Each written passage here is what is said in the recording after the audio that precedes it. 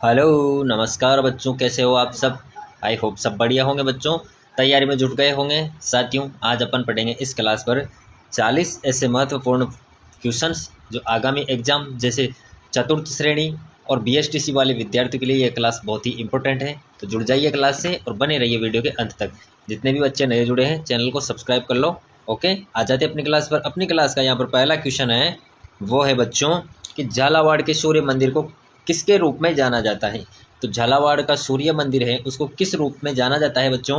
देखते हैं, 7 सहेलियों का मंदिर, सास बहू का मंदिर, कुंवारी कन्या और रसिया का मंदिर, या फिर चारमुख मंदिर। तो झालावाड़ के सूर्य मंदिर को अपन किस रूप में जानेंगे, तो वह जानते हैं 7 सहेलियों का मंदिर। क्वेश्चन पूछे कि 7 सहेलियों का मंदिर कहाँ पर स्थित है, तो वह है झालावाड़ में। या फिर पूछे कि 7 सहेलियों का मंदिर किसको समर्पित है, तो किसको है, किस प्रकार का मंदिर है, तो सूर्य मंदिर। याद रहेगा साथियों, अच्छे से क्वेश्चंस को पढ़ो ताकि उस क्वेश्चंस को घुमाए तो भी अपन को कोई फर्क ना पड़े, क्वेश्चंस को अपन अच्छे से कर पाए। तो झालावाड़ के सूर्य मंदिर को 7 सहेलियों के मंदिर के रूप में भी जाना जाता है। याद रखना बच्चों, रहेगा आपको याद अच्छे से। ओके, बढ़ते हैं नेक्स्ट क्वेश्चन पर। नेक्स्ट क्वेश्चन है अपना कि उनियारा चित्रकला शैली चित्रकला की किस शैलियों का मिश्रण है। तो उनियारा चित्रकला शैली है वो किन किन चित्रकला शैलियों का मिश्रण है, यानी कि 2 या 3 चित्र शैलियों का मिश्रण देखने को मिलता है उनियारा शैली में। तो कौन कौन सी चित्र शैली का देखने को मिलता है, देखते हैं अपन। जयपुर और बूंदी शैली, अलवर और कोटा शैली, कोटा और आमेर शैली, या फिर बीकानेर और आमेर शैली। तो उनियारा चित्रकला शैली है बच्चों, वह आपके जयपुर और बूंदी शैली का दोनों का मिश्रण इस पर देखने को मिलता है। जो उनियारा चित्रकला शैली है इस पर जयपुर और बूंदी दोनों जगह की जो चित्रकला शैली है वो देखने को मिलती है आपको। अच्छा क्वेश्चन है, याद रखने लायक क्वेश्चन है साथियों। नेक्स्ट क्वेश्चन पर आते हैं अपन। नेक्स्ट क्वेश्चन है कि भीम की डोंगरी एवं बीजक की पहाड़ी राजस्थान की किस सभ्यता से संबंधित हैं। तो साथियों, अपना क्वेश्चन है यहाँ पर कि भीम की डोंगरी एवं बीजक की जो पहाड़ियाँ हैं वो किस सभ्यता से संबंधित हैं। तो देखते हैं, आहड़ सभ्यता, कालीबंगा सभ्यता, गणेश्वर सभ्यता, या फिर बेराट सभ्यता। तो बताओ साथियों, आप चतुर्थ श्रेणी की तैयारी कर रहे हो तो बताओ फटाफट से, आंसर करो, कमेंट्स करो फटाफट से कि भीम डोंगरी और बीजक की पहाड़ी है वो किस सभ्यता से संबंधित है। अपना राइट आंसर हो जाएगा यहाँ पर बच्चों डी, बेराट सभ्यता से। किससे संबंधित है, बेराट सभ्यता से जुड़ी हुई है भीम की डोंगरी और बीजक की पहाड़ी। बहुत सी बार इस क्वेश्चन को पूछा गया है साथियों। ओके, नेक्स्ट क्वेश्चन पर आते हैं अपन। नेक्स्ट क्वेश्चन है कि राजस्थान में कजली तीज का त्यौहार एवं मेला प्रसिद्ध है। तो जो राजस्थान में कजली तीज का त्यौहार एवं मेला प्रसिद्ध है वो कहाँ का प्रसिद्ध है बच्चों, तो पुष्कर, बारां, बांसवाड़ा, या फिर बूंदी। तो अपन के पास 4 ऑप्शन है, इनमें से कौन सा अपना राइट हो जाएगा, डी अपना राइट हो जाएगा। बूंदी की जो बूंदी है वहाँ की कजली तीज का त्यौहार एवं जो मेला है वो प्रसिद्ध है बच्चों।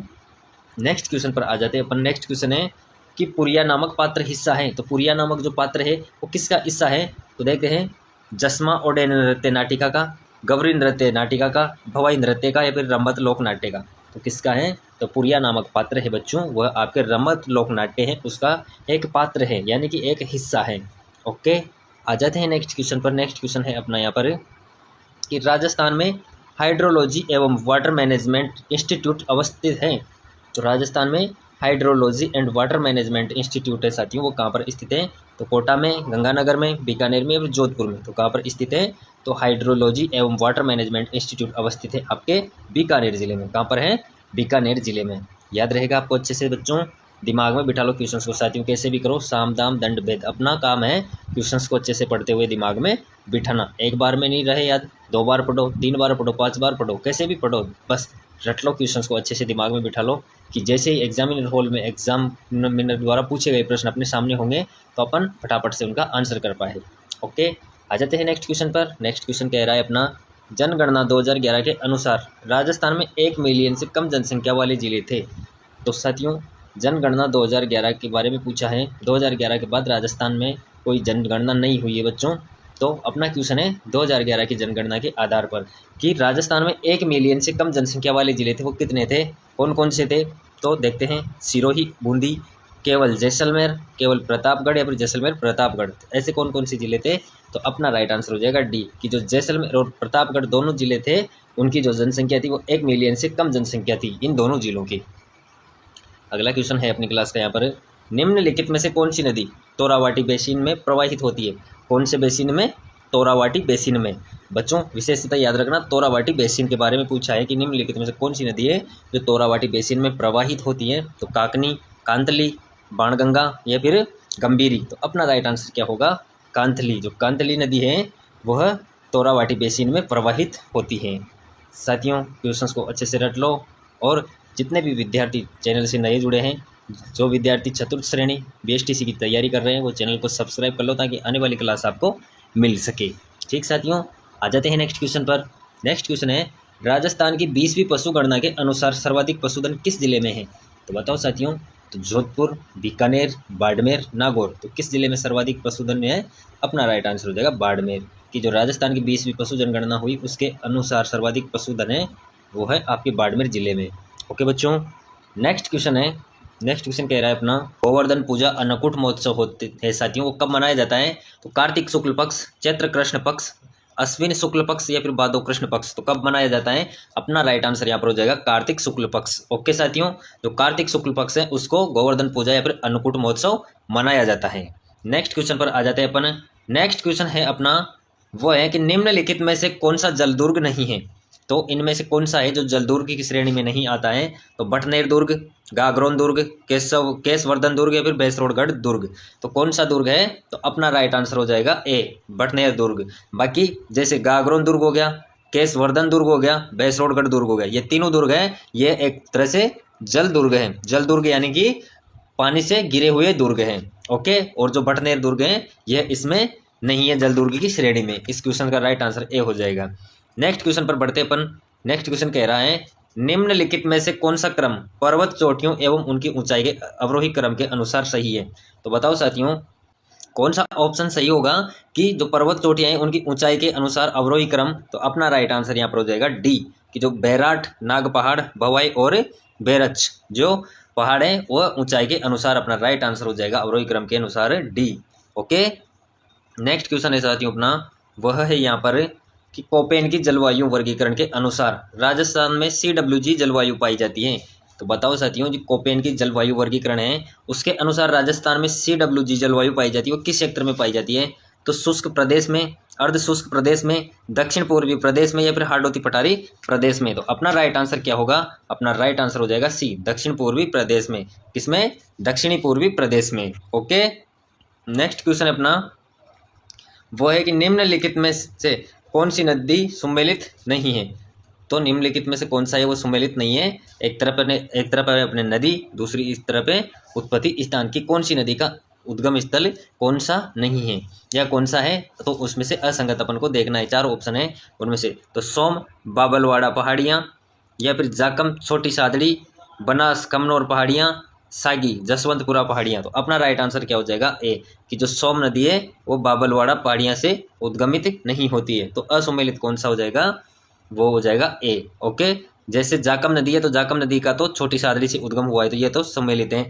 बनास कमनौर नदी की पहाड़ियों से निकलती है बिल्कुल, सागी जसवंतपुरा पहाड़ी से निकलती है बिल्कुल निकलती है, तो असंगत हो गया ए ऑप्शन। ठीक बच्चों, नेक्स्ट क्वेश्चन पर आ जाते हैं। नेक्स्ट क्वेश्चन है अपना यहाँ पर, वो है कि नेक्स्ट क्वेश्चन की ओर आते हैं साथियों। इस क्लास का अपना नेक्स्ट क्वेश्चन रहेगा कि दाती मारवाड़ी की एक उपबोली राजस्थान के किस क्षेत्र में बोली जाती है? तो बताओ साथियों, जो दाती मारवाड़ी की एक उपबोली है वो किस क्षेत्र में बोली जाती है? तो बूंदी, बाड़मेर, प्रतापगढ़ या फिर सिक्कर उपरमाल। तो बताओ साथियों, अपना राइट आंसर क्या होगा? अपना राइट आंसर यहाँ पर हो जाएगा बाड़मेर, बी अपना राइट आंसर इस क्वेश्चन का हो जाएगा। ओके बच्चों, नेक्स्ट क्वेश्चन पर आते अपन कि हरिश्चंद्र माथुर राजस्थान राज्य लोक प्रशासन संस्थान का प्रमुख कार्य है। तो बताओ क्या कार्य है उनका प्रमुख? तो भर्ती, प्रशिक्षण, सामाजिक विकास या फिर जनगणना। तो क्या अपना राइट आंसर होगा?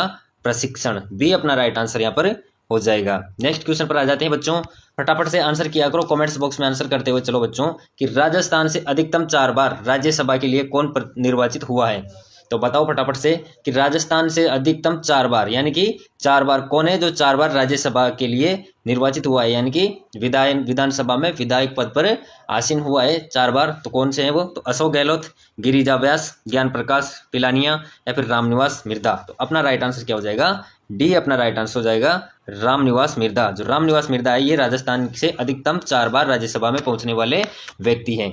ओके, नेक्स्ट क्वेश्चन अपना, कि जिला कलेक्टर किस सेवा का सदस्य होता है। तो जिला कलेक्टर है वो किस सेवा का सदस्य होता है, तो भारतीय राजस्व सेवा, राज्य सिविल सेवा, भारतीय प्रशासनिक सेवा या फिर भारतीय पुलिस सेवा। तो जिला कलेक्टर होता है वह होता है भारतीय प्रशासनिक सेवा का अधिकारी, जो किसके अंडर पे होता है या फिर किसके होता है, किसके सेवा का सदस्य होता है, तो भारतीय प्रशासनिक सेवा का होता है। जो जिला कलेक्टर होता है वो भारतीय प्रशासनिक सेवा का सदस्य होता है। आ जाते हैं नेक्स्ट क्वेश्चन पर। नेक्स्ट क्वेश्चन है अपना कि विधानसभा निर्वाचन क्षेत्र अनुसूचित जनजाति के लिए आरक्षित है।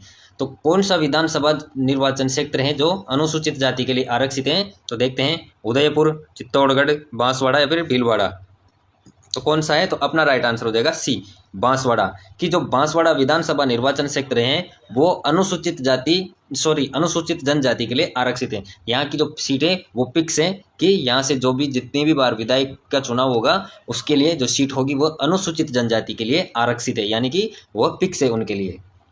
ओके, आगे बढ़ते हैं अगले क्वेश्चन की ओर। डूंगरपुर स्थित नौलखा बावड़ी किसने बनवाई। तो डूंगरपुर में स्थित नौलखा बावड़ी है वो उसका निर्माण करवाया बच्चों, वो किसने करवाया, तो रानी पद्मिनी, रानी प्रेमल देवी, रानी चंपा देवी या फिर रानी दुर्गा देवी। तो किसने बनवाया, तो डूंगरपुर स्थित नौलखा बावड़ी का निर्माण करवाया बच्चों, वो करवाया रानी प्रेमल देवी ने। किसने करवाया, रानी प्रेमल देवी ने। आपको प्रेमल देवी भी देखने को मिल सकता है क्वेश्चन में, तो वो प्रिंट के आधार पर हो सकता है, तो आप इसको याद में रखना। ओके, नेक्स्ट क्वेश्चन पर आते हैं साथियों कि मारवाड़रा प्रगनारी विगत के लेखक हैं। तो मारवाड़रा प्रगनारी विगत के लेखक हैं वो कौन है, नवीन कवि, नरहरिदास, मोहनोत नैन सिंह या फिर सूरत मिश्र। अपना राइट आंसर क्या होगा कि मारवाड़रा प्रगनारी विगत के जो लेखक हैं वो हैं मोहनोत नैन सिंह। कौन है, मोहनोत नैन सिंह है। सी अपना राइट आंसर यहाँ पर हो जाएगा। बच्चों क्वेश्चंस को अच्छे से पढ़ते हुए आंसर करो, और जितने भी विद्यार्थी चैनल से नए जुड़े हैं चैनल को सब्सक्राइब करो। ओके, आ जाते हैं नेक्स्ट क्वेश्चन पर। निम्नलिखित में से कौन सा सही सुमेलित नहीं है। तो एक तरफ है अपन को गोवंश की नस्ल, दूसरी तरफ है राजस्थान में क्षेत्र। तो एक तरफ गोवंश की नस्ल दी हुई है, दूसरी तरफ दिया हुआ है क्षेत्र। तो इन चारों ऑप्शन में से असुमेलित अपन को देखना है। तो पहला है कांकरेज दक्षिणी पूर्वी। तो साथियों कांकरेज दक्षिणी पूर्वी क्षेत्र में नहीं पाती है, तो पहला ही ऑप्शन है अपना असुमेलित है, यानी कि सुमेलित नहीं है। परंतु जैसे दूसरा ऑप्शन है राठी उत्तर पश्चिमी, तो बिल्कुल साथियों जो राठी नस्ल पाई जाती है वो राजस्थान के उत्तर पश्चिमी क्षेत्र में पाई जाती है। बिल्कुल सी ऑप्शन है कि थारपाकर पश्चिमी, तो यह भी बिल्कुल सुमेलित है साथियों, क्योंकि थारपाकर नस्ल राजस्थान के पश्चिमी क्षेत्र में पाई जाती है। डी है कि गिर मध्यवर्ती दक्षिण पूर्वी क्षेत्र। हाँ, तो साथियों डी ऑप्शन भी सही सुमेलित है, क्योंकि राजस्थान का जो गिर नस्ल की जो गाय हैं वह राजस्थान के मध्यवर्ती एवं दक्षिण पूर्वी क्षेत्र में पाई जाती है। तो असुमेलित कौन सा लग रहा है यहाँ पर, तो सही सुमेलित नहीं है, वो है ए, कांकरेज गलत ऑप्शन है अपना, तो ए अपना राइट आंसर इस क्वेश्चन का हो जाएगा। नेक्स्ट क्वेश्चन पर आते हैं कि उत्तर दक्षिणी गलियारा राजस्थान के किस जिले से गुजरता है। तो उत्तर दक्षिणी गलियारा है वो राजस्थान के किस जिले से होकर गुजरता है, तो जयपुर, दौसा, धौलपुर, सवाई माधोपुर। तो अपना राइट आंसर क्या होगा, अपना राइट आंसर हो जाएगा सी, धौलपुर। जो धौलपुर है वहाँ से नहीं गुजरता है उत्तर दक्षिणी गलियारा। बढ़ते हैं नेक्स्ट क्वेश्चन पर। नेक्स्ट क्वेश्चन है साथियों निम्नलिखित में से किन जिलों का क्षेत्र बामट कहलाता है। तो क्वेश्चन कह रहा है कि निम्नलिखित में से किन जिलों का क्षेत्र है जो बामट कहलाता है। तो अपना राइट आंसर क्या हो जाएगा, अपना राइट आंसर हो जाएगा बच्चों ए, कि डूंगरपुर, उदयपुर और सिरोही, यह जो क्षेत्र हैं इन जिलों का जो क्षेत्र है वो बामट कहलाता है। नेक्स्ट क्वेश्चन है अपना यहाँ पर, नेक्स्ट क्वेश्चन पर अपन आ जाते हैं। वह कह रहा है नेक्स्ट क्वेश्चन यहाँ पर कि गोमती सागर पशु मेले का आयोजन निम्नलिखित में से किस स्थान पर होता है। तो बताओ साथियों कि गोमती सागर पशु मेले का आयोजन होता है वो निम्नलिखित में से किस स्थान पर होता है। तो बूंदी, कोटा, उदयपुर, झालरापाटन। तो कहाँ पर होता है, अपना राइट आंसर हो जाएगा डी, झालरापाटन। ओके बच्चों कि गोमती सागर पशु मेले का आयोजन होता है झालरापाटन में। नेक्स्ट क्वेश्चन पर आ जाते हैं। नेक्स्ट क्वेश्चन कह रहा है कि द्वितीय शाखा के समय चित्तौड़ पर किसने आक्रमण किया। कि जो चित्तौड़गढ़ दुर्ग है उस पर द्वितीय जो शाखा हुआ उस समय वहाँ का शासक कौन था, या फिर क्वेश्चन पूछ रहा है कि द्वितीय शाखा के समय चित्तौड़गढ़ पर किसने आक्रमण किया था। तो कौन था जिसने द्वितीय शाखा के समय आक्रमण किया था चित्तौड़गढ़ पर। तो अलाउद्दीन खिलजी, फिरोज शाह तुगलक, बहादुर शाह या फिर अकबर। तो कौन था, तो अपना राइट आंसर हो जाएगा सी, बहादुर शाह। कौन था, बहादुर शाह। की द्वितीय शाखा के समय चित्तौड़गढ़ पर किसने आक्रमण किया था, तो वह किया था बहादुर शाह ने। प्रथम शाका के समय जो आक्रमण किया चित्तौड़ के किले में वह किया था अलाउद्दीन खिलजी ने। किसने किया था? अलाउद्दीन खिलजी ने। तो याद रखना है साथियों कि जो पहला शाका हुआ उस टाइम आक्रमण करने वाला तो कौन था? अलाउद्दीन खिलजी। दूसरी बार चित्तौड़गढ़ पर आक्रमण करने वाला था जिस समय शाका हुआ, दूसरा शाका हुआ उस समय, तो वह था बहादुर शाह। कि जो चित्तौड़गढ़ में दूसरा शाका हुआ उस समय आक्रमण करता बहादुर शाह, प्रथम शाका हुआ उस समय आक्रमण करता अलाउद्दीन खिलजी। ओके बच्चों, याद रहेगा आपको, ठीक है। नेक्स्ट क्वेश्चन है अपना, वो है निम्न में से किस नृत्य में किसी भी वाद्य यंत्र का प्रयोग नहीं किया जाता है? तो कौन सा लोक नृत्य है जिसमें किसी भी वाद्य यंत्र का प्रयोग नहीं होता है? तो वालर नृत्य, घूमर नृत्य, चंग नृत्य या फिर गैर नृत्य। तो अपना राइट आंसर क्या होगा यहाँ पर? अपना राइट आंसर हो जाएगा वालर नृत्य। कि जो वालर नृत्य किया जाता है उस समय किसी भी प्रकार के वाद्य यंत्र का प्रयोग नहीं किया जाता है, यानी कि बिना वाद्य यंत्रों के किया जाने वाला नृत्य है। ठीक साथियों, नेक्स्ट क्वेश्चन है अपना, वह है यहाँ पर कि हकीम का सूरी किसकी सेना का प्रमुख सेनापति था? कौन बच्चों? हकीम का सूरी। जो हकीम का सूरी था किसकी सेना का प्रमुख सेनापति था, यानी कि मुख्य सेनापति था? वो कौन सी का था? तो शेर शाह सूरी, महाराणा सांगा, महाराणा प्रताप या राव मालदेव। तो अपना राइट आंसर यहाँ पर क्या होगा? अपना राइट आंसर हो जाएगा सी, महाराणा प्रताप। कि जो हमीर खां सूरी है वह महाराणा प्रताप की सेना का प्रमुख सेनापति था बच्चों। बहुत अच्छा क्वेश्चन है, एग्जाम में पूछा हुआ क्वेश्चन है, तो अच्छे से याद रखना है आपको। नेक्स्ट क्वेश्चन है कि चंपानेर की संधि किन राज्यों के बीच हुई थी? तो चंपानेर की जो संधि हुई थी वो किन राज्यों के बीच में हुई थी और कब हुई थी? तो 1556 एडी को, यानी कि 1556 ईस्वी को चंपानेर की संधि हुई थी। तो किन किन दो राज्यों के बीच हुई थी? मालवा मेवाड़, मालवा गुजरात, मेवाड़ गुजरात या फिर मेवाड़ मारवाड़। अपना राइट आंसर क्या होगा? अपना राइट आंसर हो जाएगा बी, मालवा गुजरात। यानी कि जो मालवा और गुजरात दो राज्य थे उनके बीच चंपानेर की संधि 1456 ईस्वी में हुई थी। साथियों, बढ़ते हैं अगले क्वेश्चन की ओर। अगला क्वेश्चन है कि रूपाहली और सुनहरी स्वर्णिम छपाई राजस्थान के किन जिलों में प्रसिद्ध हैं? तो बताओ साथियों किन जिलों में प्रसिद्ध हैं? देखते हैं, जयपुर, माधोपुर और जैसलमेर, या फिर किशनगढ़, जोधपुर, कोटा, या फिर अजमेर, टोंक, बांसवाड़ा, या फिर बूंदी, पाली और सिरोही। तो अपना राइट आंसर क्या होगा यहाँ पर? अपना राइट आंसर हो जाएगा बी, किशनगढ़, चित्तौड़गढ़ और कोटा। कौन कौन सा? किशनगढ़, चित्तौड़ और कोटा है, वहाँ पर रूपाहिली और सुनहरी छपाई राजस्थान की प्रसिद्ध हैं। नेक्स्ट क्वेश्चन है अपना, नेक्स्ट क्वेश्चन कह रहा है कि नवल संप्रदाय की मुख्य पीठ स्थित है? किसकी? नवल संप्रदाय की। जो नवल संप्रदाय है उसकी मुख्य पीठ स्थित है वो कहाँ पर है? शाहपुरा में, साबला में, जोधपुर में या फिर रैण में। तो कहाँ पर स्थित है? अपना राइट आंसर हो जाएगा जोधपुर में, सी अपना राइट आंसर यहाँ पर हो जाएगा। नेक्स्ट क्वेश्चन आ जाता है अपना कि टड्डा आभूषण पहना जाता है। जो टड्डा नामक आभूषण होता है उस शरीर के कौन से अंग पर या कौन से भाग पर पहना जाता है? तो बाजू में, गले में, सिर पर, कमर पर। तो कहाँ पर पहना जाता है? अपना राइट आंसर हो जाएगा बी, सॉरी ए अपना राइट आंसर हो जाएगा बाजू में। जो टड्डा पहना जाता है वो शरीर के बाजू वाले भाग में पहना जाता है। नेक्स्ट क्वेश्चन है अपना, राजस्थान के कितने कृषि जलवायु प्रदेशों में बांटा गया है? तो राजस्थान को कितने जलवायु प्रदेशों में विभाजित किया गया है? तो 9, 10, 15, 20। तो कितने खंडों में विभाजित किया गया है? अपना राइट आंसर हो जाएगा सी, 15। तो राजस्थान के 15 कृषि जलवायु प्रदेशों में बांटा गया है। नेक्स्ट क्वेश्चन है अपना कि निम्नलिखित में से किस जिले में वन का क्षेत्रफल सबसे अधिक है? तो साथियों क्वेश्चन पूछ रहा है कि निम्नलिखित में से किस जिले में वन का जो क्षेत्रफल है वो सर्वाधिक है? तो अपना राइट आंसर क्या होगा देखते हैं, उदयपुर, प्रतापगढ़, सिरोही, अलवर। तो अपना राइट आंसर हो जाएगा उदयपुर। ओके, नेक्स्ट क्वेश्चन है अपना यहाँ पर, निम्नलिखित में से कौन काला हिरण अभ्यारण्य है? तो निम्नलिखित में से कौन सा है जो काला हिरण के लिए प्रसिद्ध है? तो तालछापर, सज्जनगढ़, रणथंभौर, कुंभलगढ़। तो अपना राइट आंसर क्या होगा कि निम्नलिखित में से कौन सा अभ्यारण्य है जो काला हिरण के लिए प्रसिद्ध है? अपना राइट आंसर हो जाएगा ए, तालछापर अभ्यारण्य। ओके, अगला क्वेश्चन बच्चों कि नदियों की लंबाई के संबंध में निम्नलिखित में से कौन सा तथ्य गलत है? तो क्वेश्चन पूछ रहा है कि कौन सा तथ्य लंबाई के आधार पर नदी की गलत है? तो 4 ऑप्शन अपन को यहाँ पर देखने को मिल रहा है। तो देखते हैं, लूनी, जो लूनी नदी है उसकी लंबाई 495 किलोमीटर। तो साथियों यह तो बिल्कुल सत्य है, यह कि जो लूनी नदी है उसकी लंबाई कितनी है? 495 किलोमीटर है। चंबल नदी की लंबाई 1050 किलोमीटर। तो साथियों यह भी सही है कि 1050 किलोमीटर लंबाई चंबल नदी की है। बनास 512। तो साथियों यह भी बिल्कुल सही है, 512 किलोमीटर लंबाई है बनास की। माही 467। तो साथियों यह असंगत है, यानी कि गलत है, माही नदी की लंबाई यह नहीं है। तो क्वेश्चन पूछ रहा था कि नदियों की लंबाई के संबंध में निम्नलिखित में से कौन सा तथ्य गलत है? तो गलत कौन सा है? डी अपना राइट आंसर यहाँ पर हो जाएगा। ओके बच्चों, साथियों इसी के साथ अपनी क्लास यहाँ पर समाप्त होती है। कैसी लगी आपको क्लास कमेंट्स बॉक्स में बताना, और वीडियो के अंत तक बने रहने के लिए धन्यवाद। साथियों जितने भी विद्यार्थी चैनल से नए जुड़े हैं, चैनल को सब्सक्राइब कर लो ताकि आने वाली क्लास आपको मिल सके। ओके, धन्यवाद प्यारे साथियों।